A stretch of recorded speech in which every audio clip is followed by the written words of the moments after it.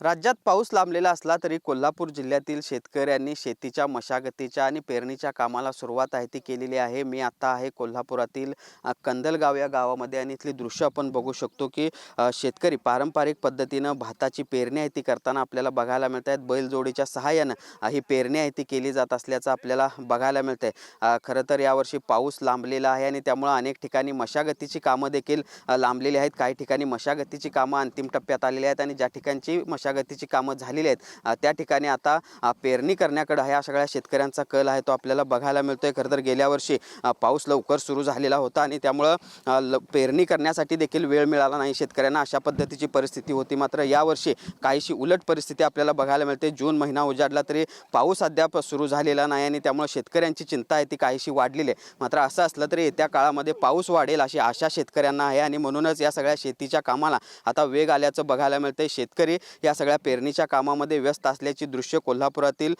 ग्रामीण भागांमध्ये आता आपल्याला बघायला मिळतात। भात असेल, भुईमुग असेल, अशा पेरण्यांची तयारी आहे ती आता शेतकऱ्यांकडून केली जात असल्याचं आपल्याला बघायला मिळतं आणि त्यामुळे येत्या काळामध्ये पाऊस वाढेल आणि ही पेरणी जी आहे ती पूर्ण देखील होईल अशा पद्धतीचा आशावाद या सगळ्या शेतकऱ्यांना असल्याचं बघायला मिळतं आणि म्हणूनच आपण बघतोय की कोल्हापूरच्या ग्रामीण भागामध्ये आता पेरणीच्या आणि शेतीच्या मशागतीच्या कामाला वेग आल्याचं बघायला मिळतंय।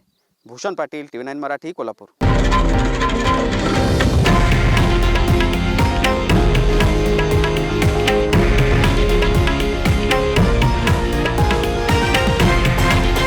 हे आहे देशातील नंबर 1 न्यूज नेटवर्क आणि आपण पाहत आहात TV9 मराठी, एकमेव।